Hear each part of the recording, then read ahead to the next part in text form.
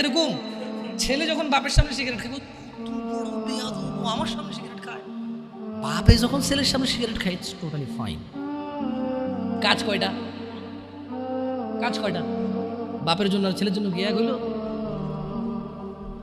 না, এখন আবার কিছু লোক উদাহরণ দেবে, আপনি বাপ্পাটাকে কি এক মনে করেন?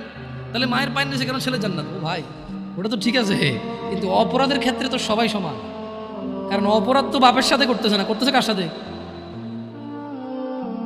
তো এই হলো যে মানে আমাদের ধরেন আধুনিকতা বলে মিথ্যা সান্ত্বনা দিয়ে সব কিছুকে উড়িয়ে দেওয়া। আল্লাহ সুবহানাহু ওয়া তাআলা কুরআনুল কারীমে, আপনারা এই ওয়াল আদিয়াতি দবহা সূরাটা বারান কেউ?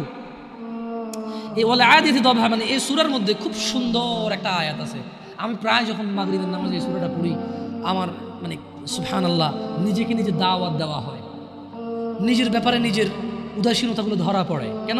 ওখানে আল্লাহ তাআলা বলছে যে আউযু বিল্লাহি মিনাশ শাইতানির রাজীম, ইন্নাল ইনসানা লিরাব্বিহি লাকানুদ, নিশ্চয়ই মানুষ তার রবের প্রতি বড়ই অকৃতজ্ঞ।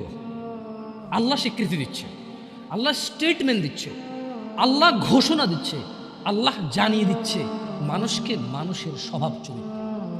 ইন্নাল ইনসান, নিশ্চয়ই মানুষ, লিরব্বিহি, তার রবের প্রতি, লাকানুদ, বড়ই অকৃতজ্ঞ, ওয়া ইন্নাহু আলা যালিকা লাশাহীদ, এবং সে যে অকৃতজ্ঞ তার রবের প্রতি, এই কর্মে সে নিজেই সাক্ষী।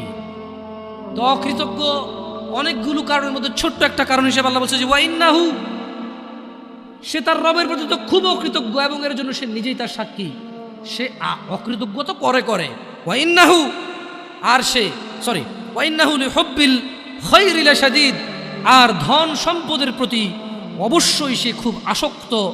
আফালা ইয়ালাম, সে কি জানে না? ইযা বু'সিরা মা ফিল কুবুর, যখন কবরে যা কিছু আছে সেগুলোকে উত্থান করা হবে, উপস্থিত করা হবে।